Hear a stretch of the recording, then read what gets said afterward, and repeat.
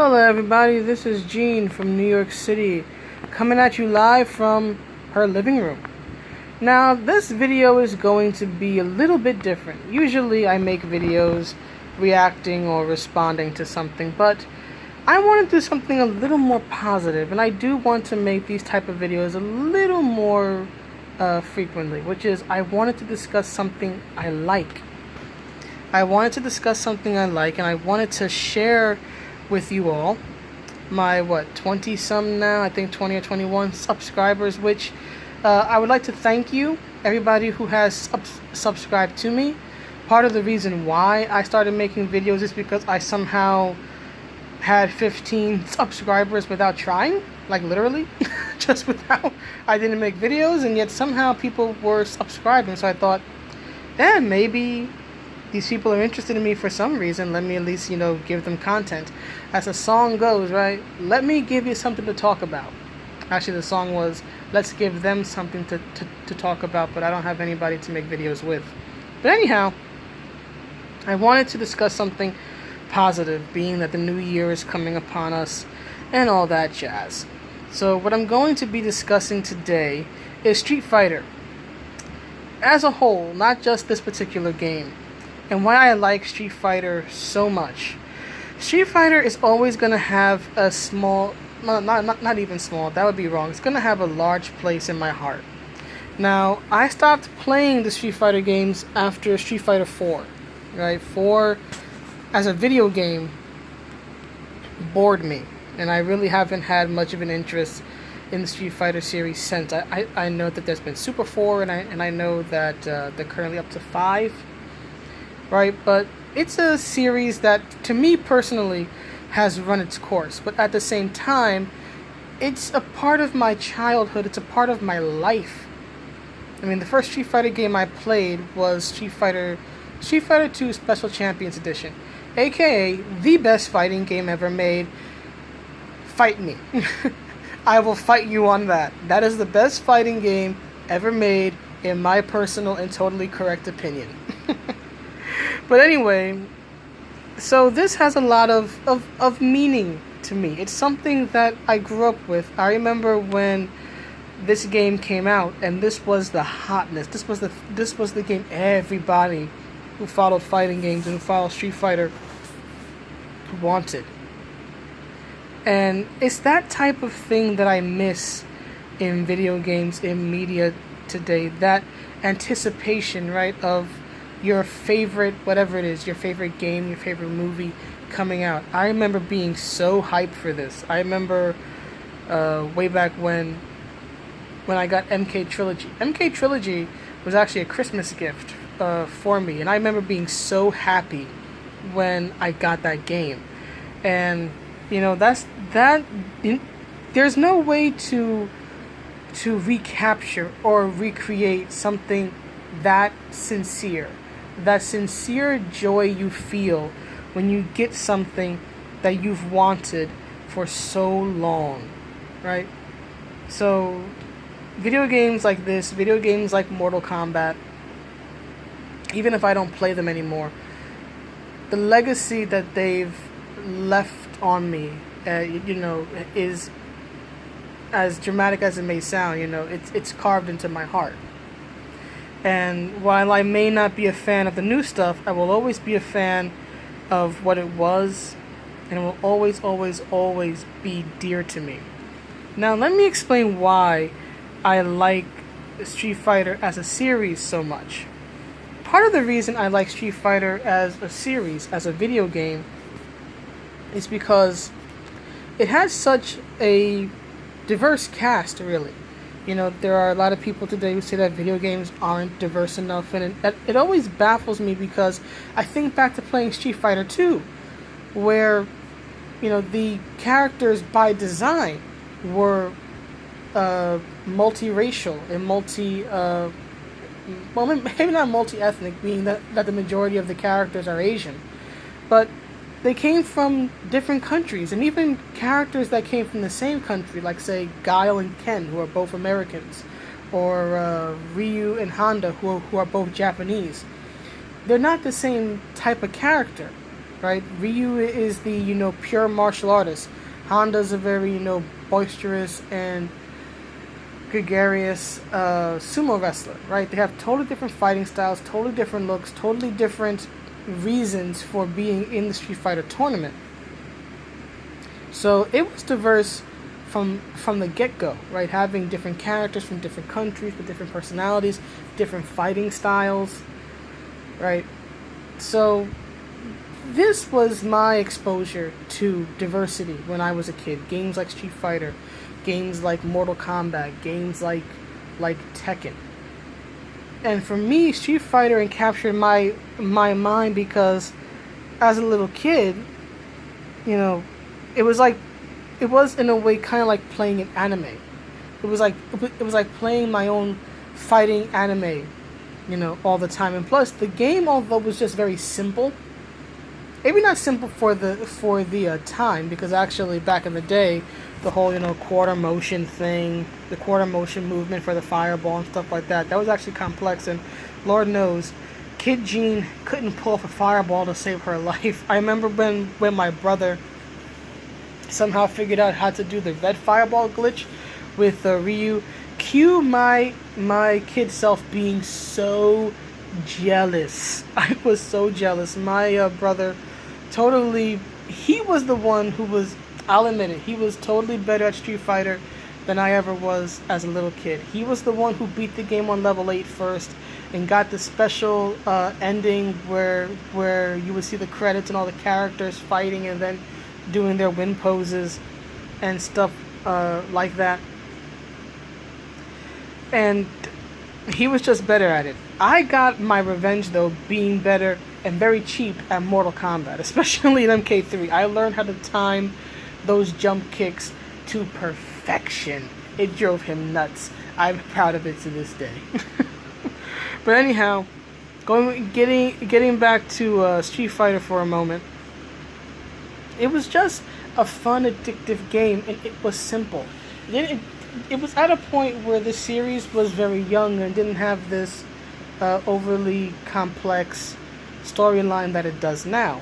It was very simple. You have a bunch of warriors, all with different motivations, who want to win the Street Fighter tournament. And to do that, they have to beat each other and, ultimately face M. Bison. And there were motivations that were, I don't want to say simple in the fact, I don't want to say simple because it's not that the motivations were empty or anything. I mean, Guile's motivation was revenge, right? But there was this story attached to it, losing Charlie to, or at least thinking he lost Charlie, to Bison, in the war. And then, you find out Guile had to basically, abandon his family for his pursuit of vengeance. Or you think of Chun-Li, who had a very similar story. Bison killed her father, and as she's trying to hunt him down and avenge that loss.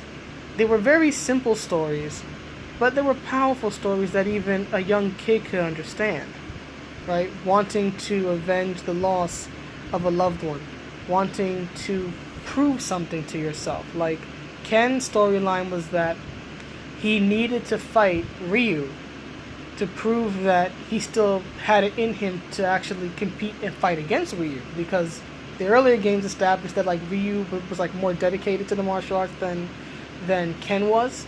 Ken had kind of gotten lazy, and that's even kind of hinted at, I think, in this game, actually, in Alpha, with the Ken and Ryu fight. But I think here what happens is that Ken beats Ryu, but he realizes that Ryu's mind is somewhere else, because at this point Ryu, I think, is, because you can see here, he's kind of thinking about the dark Hado and Akuma and all this stuff. But this was actually the game where Ken gave Ryu the red headband, and that's why in Street Fighter 2, Ryu has his customary red headband. I think personally that was inspired by the Street Fighter 2 movie.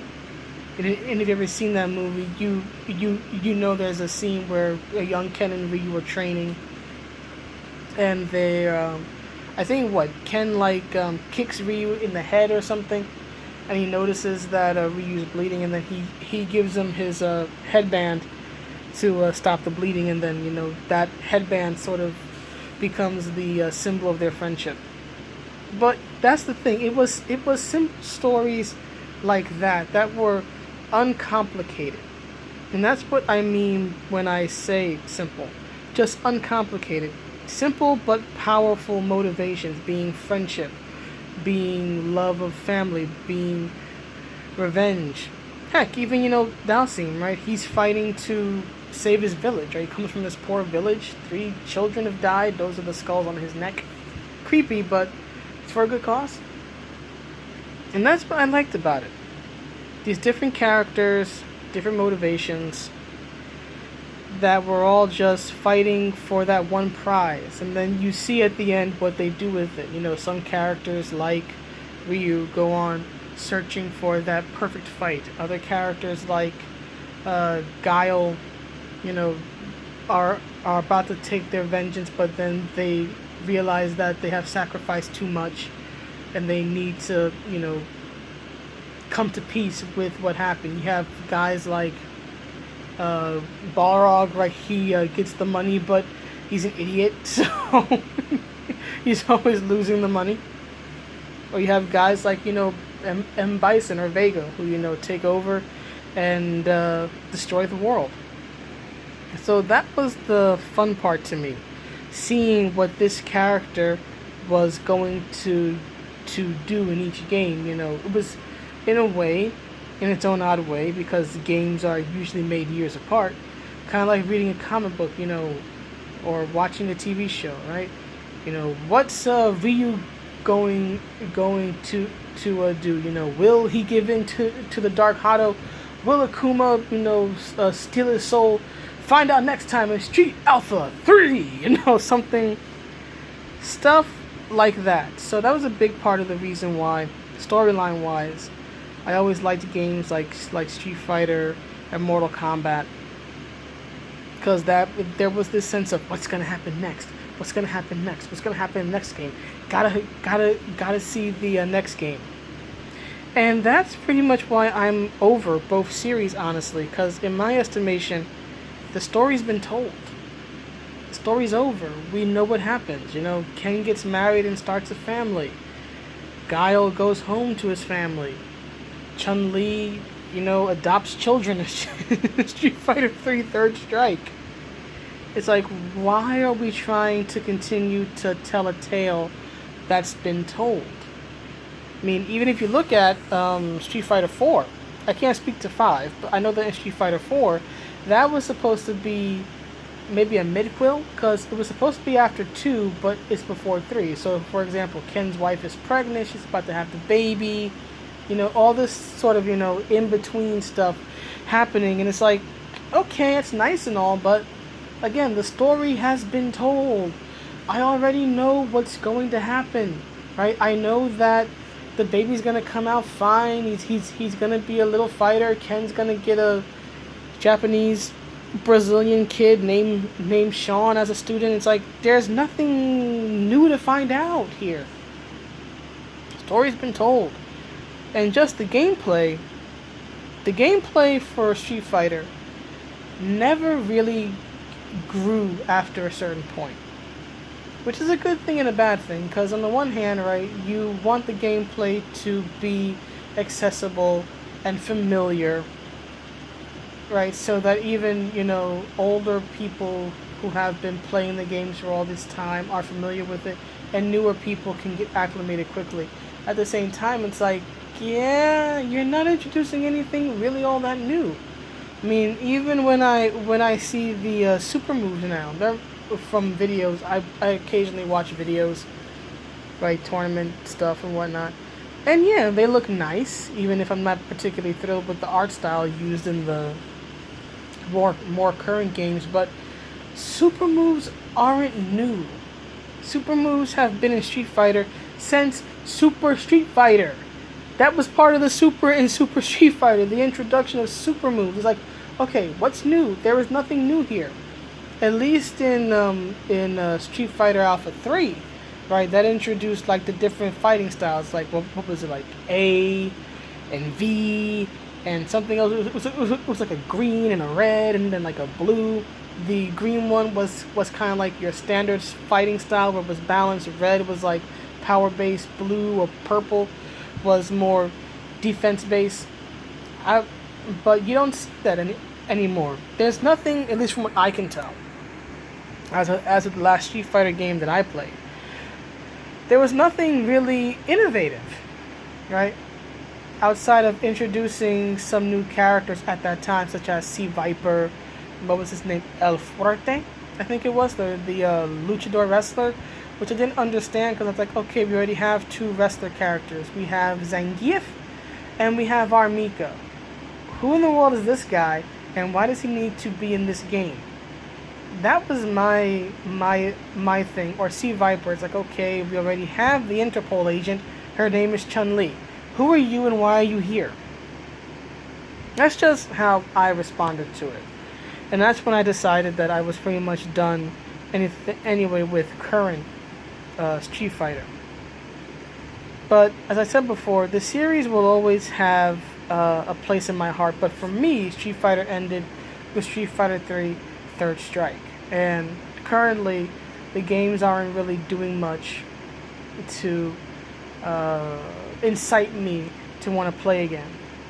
I mean, especially when you're doing things like charging $30 for like a season pass that includes characters like Sakura and Sagat. It's like, seriously, you want me to pay $30 to play as Sakura and Sagat?